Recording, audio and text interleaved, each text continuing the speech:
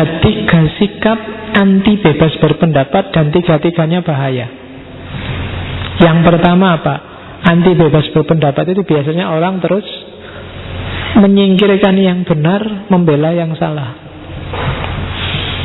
Biasanya ini cenderung orang tidak mau mendengarkan kebenaran yang lain, nganggap dirinya paling benar, nggak bisa dikritik, nggak mau diskusi. Pokoknya ini kebenaran final. Itu katanya Mill, ini sikap pertama. Jadi padahal katanya Mill, bebas diskusi itu penting loh, ketemu kebenaran untuk mendeteksi kekeliruan. Hidup ini nggak cukup dengan pengalaman. Pengalaman harus di-share, didiskusikan. Kalau cuma dilihat dari pengalaman, itu biasanya orang bisa salah paham. Kadang-kadang harus kita diskusikan bareng. Gimana sih? Kok kayak gini ya ngaji filsafat itu? Enggak, itu awalnya ceritanya kan dulu gini. Ada diskusi. Orang lebih pas ketemu kebenaran. Jadi cuma sikap yang pertama ini anti diskusi. Ketika anti diskusi, orang jadi anti kritik, menutup diri, ya selesai sudah. Jadinya dogmatis. Jadi ini membela yang salah, yang benar semua disingkirkan. Ini cara berpikir dogmatis. Ada yang kedua, kebalikannya, menyingkirkan yang salah, bela yang benar. Ini kan kelihatannya pas. Terus semua di luar yang benar disingkirkan. Katanya Mill, ini juga salah. Katanya Mill apa? Biarkan ada kritik, biarkan ada pandangan yang berbeda. Kenapa? Begitu ada pandangan yang berbeda, begitu ada kritik, justru kebenaran yang kita yakini ini akan hidup.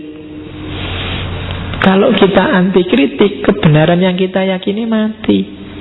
Dia tidak lagi jadi kebenaran, tapi jadi satu dogma. Katanya Mill, betapapun benarnya pandangan seseorang, kalau tidak sepenuhnya, seringkali dan tanpa ragu-ragu didiskusikan, ia akan hanya dipegangi sebagai dogma, bukan satu kebenaran yang hidup. Kebenaran itu harus hidup.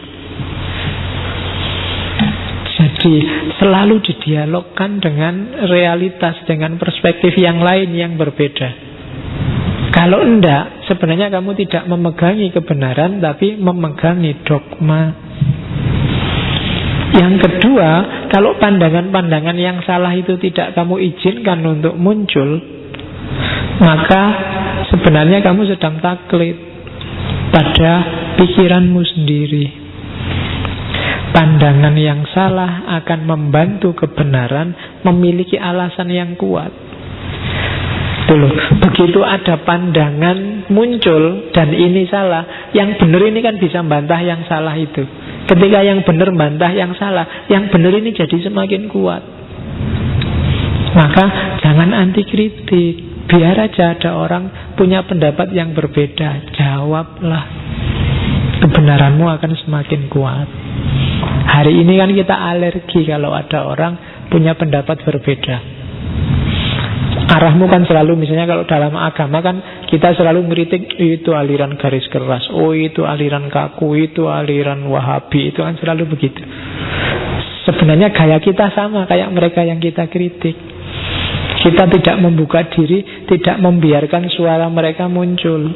Sebagaimana mereka tidak mengizinkan suara kita muncul. Masing-masing kita sebenarnya dogmatis. Kebenarannya tidak hidup. Kita hanya hidup dalam dogma yang kita yakini benarnya, bukan kita pahami kebenarannya. Ada beda antara diyakini dengan dipahami. Apa tidak boleh diyakini? Boleh.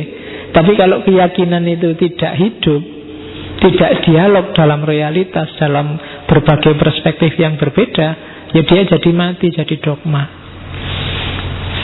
Katanya Mill, ia yang hanya tahu pendapatnya sendiri sebenarnya hanya tahu sedikit tentang hal tersebut. Kenapa? Kita itu manusia yang terbatas. Tidak mungkin kita tahu segalanya. Maka bukalah telinga lebar-lebar, bukalah mata lebar-lebar. Kalau sudah capek, bukalah mulut lebar-lebar. Minum dulu apa makan dulu. Oke.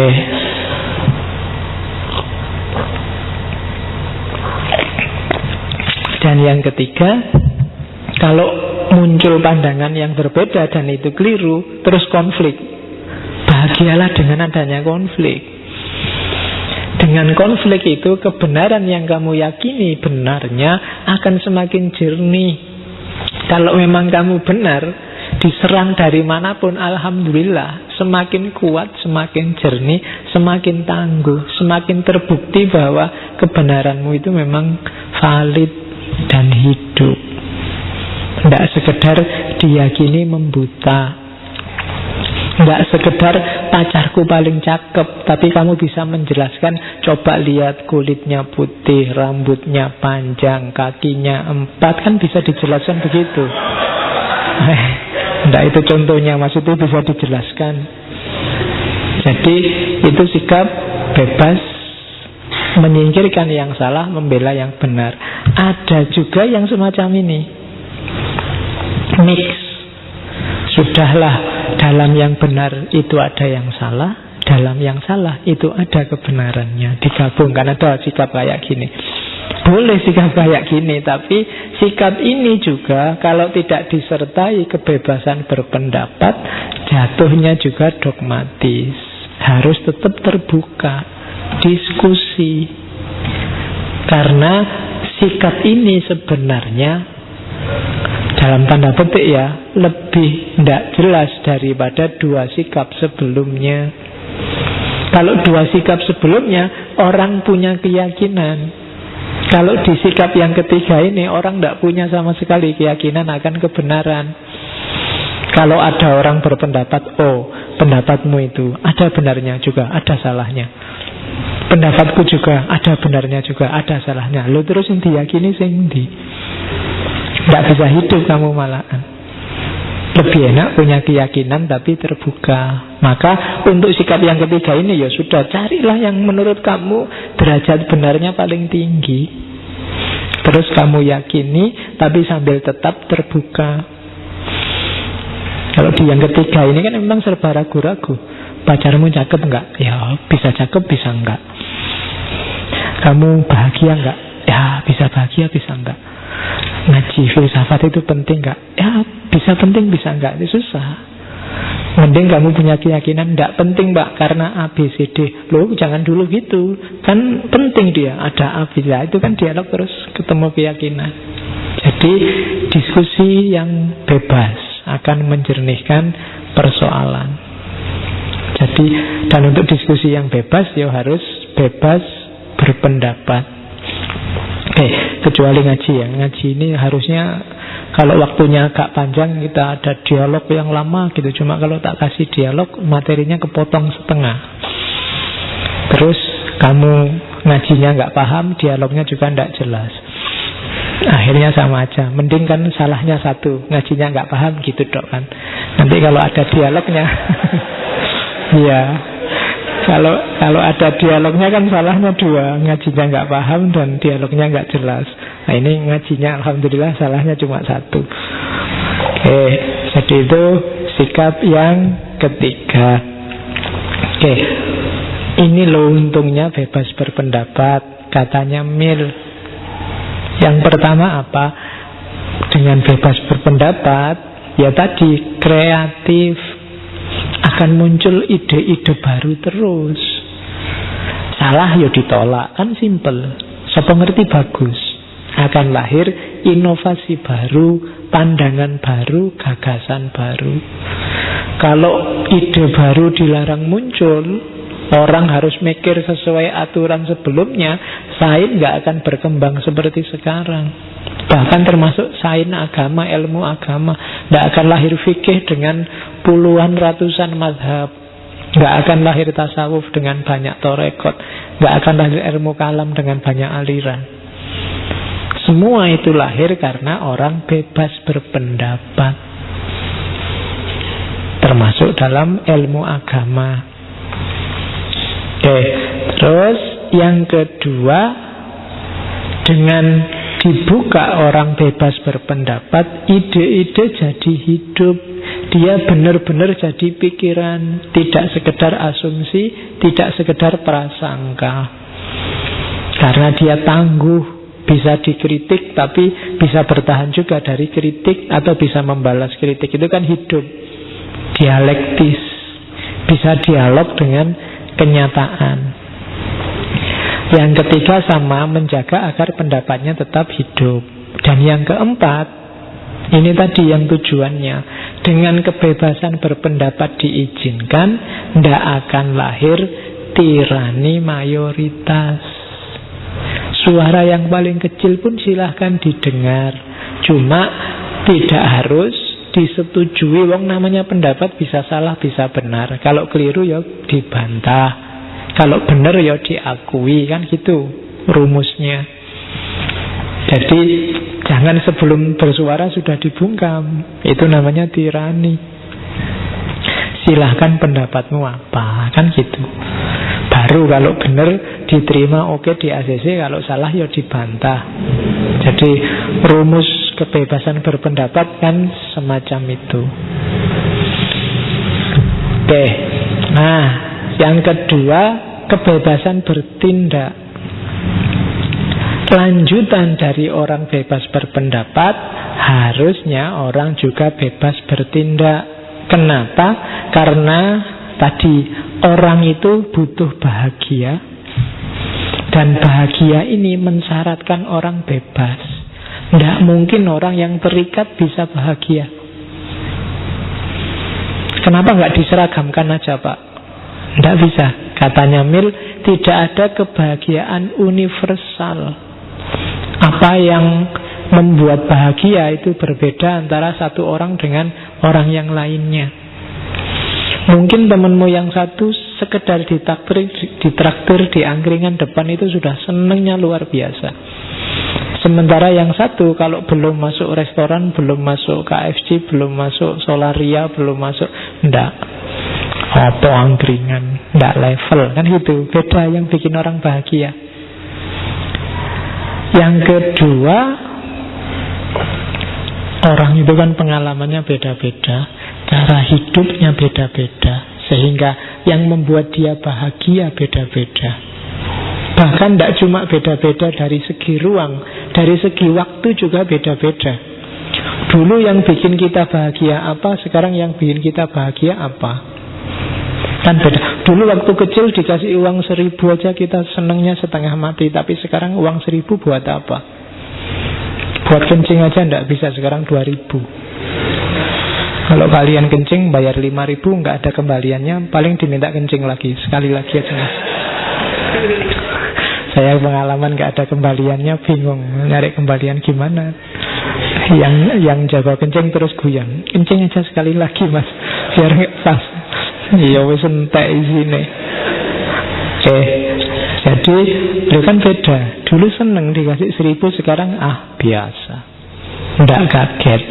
Nah itu jalan bahagia beda-beda. Maka kebahagiaan mensyaratkan kebebasan bertindak. Silahkan orang merumuskan diri sendiri dan mencapai sendiri. Dan kebebasan bertindak juga pada akhirnya melahirkan kreativitas-kreativitas yang sekaligus menaikkan level hidup sosial, politik, dan ekonomi. Bebas berpendapat saja, tidak bebas bertindak juga tidak ada gunanya. Sri Mulyani kalau hanya pikiran-pikiran, opini di internet, di majalah, nggak ada tindakannya juga tidak ada gunanya. Harus ada actionnya. Jadi kebebasan bertindak itu mempersyaratkan kebebasan berpendapat, dan kebebasan berpendapat itu harus dilanjutkan dalam kebebasan bertindak. Itu dua-duanya saling berkait. Oke, tinggal 10 menit. Oke, ada beberapa kalimatnya Mill yang menurut saya bagus. Yang pertama dari On Liberty ya. One person with a belief is equal to a force of 99 who have only interest. Ini ngomong keyakinan. Satu orang yang yakin, percaya, itu kekuatannya setara dengan 99 orang yang hanya punya interest, hanya berminat, hanya suka. Kalian dalam hal apapun ini, kalian yang yakin bahwa filsafat itu penting, filsafat akan lebih berpengaruh dalam hidupmu dibandingkan yang hanya menganggap filsafat itu penting, hanya interest, hanya berminat. Nah, itu penjabarannya bisa panjang. Ini untuk gerakan. Every great movement must experience 3 stages: ridicule, discussion, adoption. Semua gerakan besar, semua usaha besar itu pasti mengalami 3 level ini. Yang pertama ditertawakan, yang kedua didiskusikan, dan yang terakhir diadopsi, ditiru. Banyak. Mungkin ngaji ini termasuk awalnya banyak yang menertawakan. Ridicule. Ngaji kok filsafat. Kemarin ada yang pakai istilah dholalah falasifah, kesesatan filosof, kesesatan filsafat. Kita termasuk orang-orang yang sesat. Oke, ada yang menertawakan, tapi itu wajar. Great movement. Jadi kalau ada yang kritik itu kamu pakai dalil limil itu, tenang aja, nggak apa-apa. Kita baru ada di tahap awal. Ridicule, baru diketawain. Kalian mungkin merintis usaha apa, merintis bisnis apa, merintis gerakan apa. Biasanya yang pertama itu bisnis kayak gitu, untungnya berapa, dapatnya apa, tiwas capek. Kan selalu pasti ada itu. Yang kedua discussion. Kalau sudah mulai sukses, orang mulai ngelirik, mulai bahas. Iya ya, bisa ternyata kayak gitu. Iya ya, tak pikir-pikir juga penting juga itu discussion. Biasanya terus masuk ke stage ketiga, adoption. Ditiru, diadopsi. Tak bikin juga kayak gitu deh. Kayak bisnis online. Dulu orang mungkin memandang bisnis online itu sebelah mata. Apa jualan kok lewat internet, siapa yang beli, diketawain. Tapi terus dibahas. Lalu ternyata banyak loh yang sukses bisnis online. Sekarang semua orang niru, adoption. Semua hal selalu ridicule, discussion, adoption. Dulu sekolah full day itu mungkin diketawain orang. Sekolah kok full day, pagi sampai malam. Lebih enak full day and night. Sehari 24 jam pesantren itu. Kayak gitu kan, diketawain, diridicule, tapi terus dibahas, discussion. Sekarang malah diadoption. Oke, jadi every great movement must experience 3 stages: ridicule, discussion, and adoption. Ini yang saya bilang tadi. Kuncinya kebahagiaan, meskipun dia mensyaratkan kebebasan, sebenarnya ada rumusnya, caramu menggunakan kebebasan. Katanya Mill, I have learned to seek my happiness by limiting my desires rather than in attempting to satisfy them. Jadi untuk bahagia kamu memang harus bebas. Silahkan menginginkan apa saja, cuma batasi keinginanmu. Kalau enggak, kamu tidak akan ketemu kebahagiaan. Karena keinginan manusia itu tidak ada batasnya. Kamu bebas milih cita-cita, milih keinginan, tapi batasi. Kalau kamu tidak punya kekuatan membatasi, kamu tidak akan sampai pada terminal yang namanya kebebasan, kebahagiaan. Jadi bahagia itu mensyaratkan kebebasan. Cuma untuk mencapainya kamu harus tahu batas. Karena begitu kamu nggak ngerti batas, kebahagiaannya tidak akan ketemu. Ya termasuk tadi, meskipun kamu nyari kesenangan, kalau kamu nggak tahu batas kesenanganmu ada di mana, kesenangan itu bisa jadi bencana. Jadi Kamu suka makan di angkringan, tapi kamu harus tahu batas kapan mulai makan, kapan selesai makan, juga sepanjang apa kamu harus nongkrong. Kalau enggak akan jadi bencana. Kalau kamu nongkrong di situ terus mulai jam 7 sampai jam 10, nanti begitu kamu mau pergi kan tinggal total-totalan. Tadi makan apa saja, habis berapa, sebetulnya. Karena kamu tadi nggak ngerti batas, nggak membatasi. Ngaji ini juga begitu. Awal-awal semangat, masih seger, paham. Tambah belakang, wattnya tambah kecil, baterainya tambah kecil. Itu kalau kita lanjutkan lagi ya sampai jam 12 itu ya nggak ngerti batas, malah bunuh diri, nggak jadi bahagia. Maka limit your desire, batasi keinginanmu. Kalau ada yang tanya cita-citamu apa, saya pinginnya ya Pak jadi dosen, tapi nanti sekaligus pengusaha. Jadi kan enak nanti. Dan kalau bisa sih sekalian dokter, karena kalau saya sakit kan nggak capek-capek. Dan syukur-syukur bisa tambah pengacara, nanti kalau kena kasus kan tak. Nah itu ya jenenge orang nyari kebahagiaan. Kamu nggak ngerti batasmu sendiri. Harus kenal batas. Begitu nggak kenal batas, kamu bunuh diri. Nggak akan ketemu dengan kebahagiaan. Ini juga rumus, katanya Mill, that which seems the head of absurdity in one generation often becomes the head of wisdom in the next. Apa yang kelihatannya sangat absurd di satu generasi kadang-kadang menjadi sangat bijaksana dalam generasi selanjutnya. Yang hari ini kayak tadi diketawain orang, mungkin di masa depan dia akan ditiru-tiru oleh orang. Yang hari ini kelihatan lucu, besok akan ditiru. Nah itu, ini rumus. Maka jadilah trendsetter, orang yang bikin tren. Diketawain gak apa-apa, karena ada kemungkinan besok kamu akan ditiru banyak orang. Oke, itu namanya trendsetter. Dulu orang celana itu besar, model cutbray. Sekarang modelnya agak meledat. Sekarang cowok-cowok pakai celana itu kan juga meledat kecil. Itu hari ini kan beberapa masih menertawakan. Dulu juga pasti ditertawakan, tapi lama-lama dia jadi tren. Yang kayak gitu dianggap gaya. Dulu yang pakai celana sobek-sobek itu hanya orang-orang tidak punya di pinggir-pinggir jalan. Sekarang orang kaya pun pakai celana sobek-sobek. Ya kan? Dulu yang namanya orang kaya itu bajunya yang paling panjang, baju bahkan kadang sampai panjang dibawa oleh para pengawalnya itu kan. Sekarang justru yang paling kaya yang bajunya paling minim.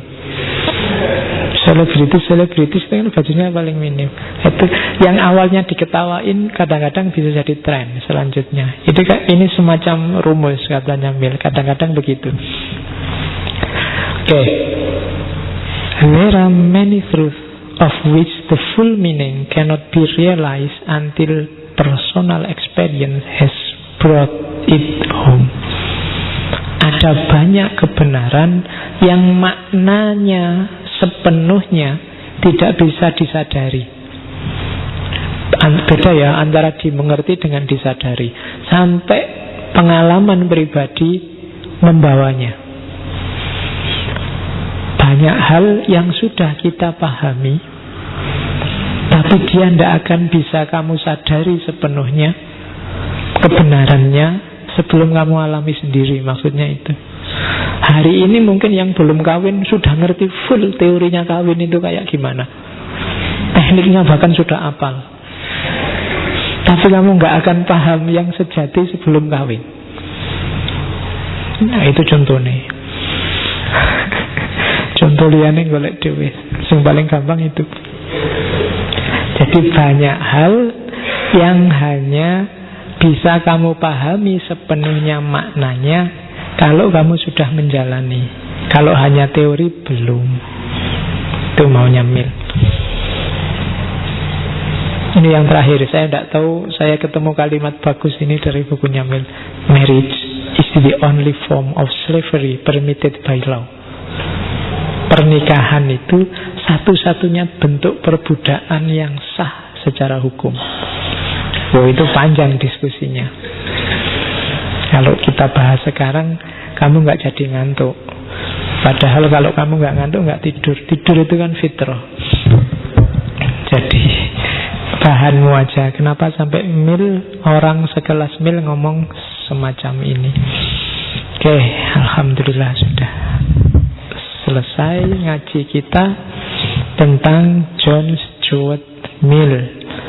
Gaya Mill inilah yang dipakai oleh Barat sampai hari ini dalam konteks kehidupan sosial politiknya, termasuk nanti banyak variannya yang lain. Tapi hitohnya tidak akan jauh beda dengan yang disampaikan Mill. Seperti yang saya sebut di awal, modus berpikir Barat itu biasanya cenderung memang sangat rasional, mengedepankan rasionalitas. Oke, setelah ini kita akan berangkat ke timur.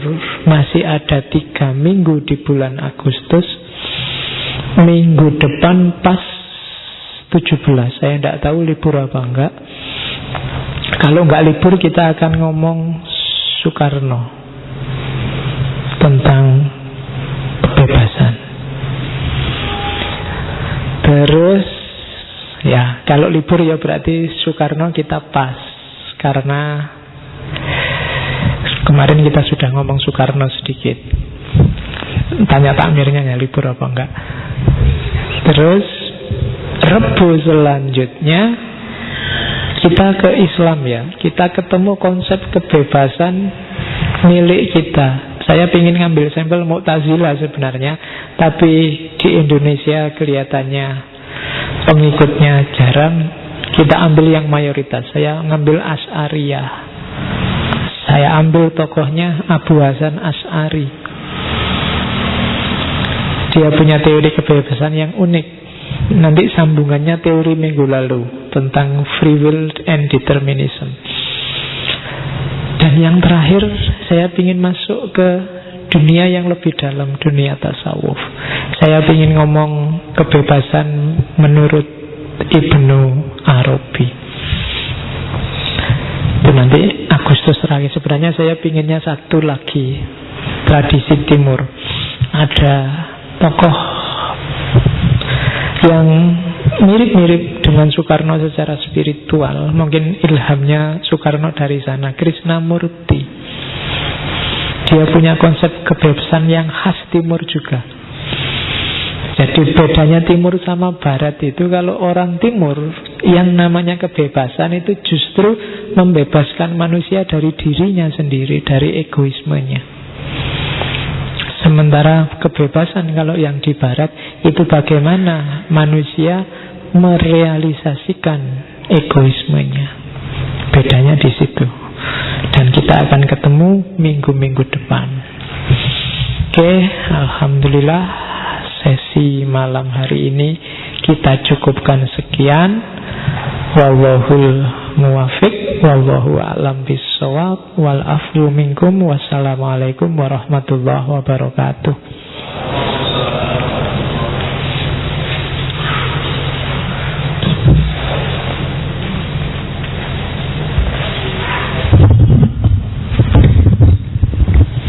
Terima kasih kami sampaikan kepada Pak Faiz yang sudah memberikan kita banyak pengetahuan tentang kebebasan. Kami sampaikan untuk beberapa kajian untuk bulan ini. Untuk ngaji Jakus Waidi besok tanggal 14. Kemudian tanggal 22 itu ada ngaji hikam bersama Pak Imron Jamil. Kemudian tanggal 28 itu ada ngaji studi Quran bersama Muhammad Al-Fayad. Itu mungkin untuk kajian kita bulan ini. Dan teman-teman juga bisa berkontribusi untuk membuat tulisan untuk kita terbitkan di Buletin Jumat. Temanya bebas, terserah. Bisa dikirim lewat email, atau kalau teman-teman berkawan dengan Masjid FB-nya Masjid Cendar Sudirman bisa ditautkan di situ. Nanti bisa kita ambil lewat situ. Mari kita akhiri ngaji kita malam hari ini dengan sama-sama membaca Alhamdulillahirabbil alamin. Kami akhiri. Assalamualaikum warahmatullahi wabarakatuh.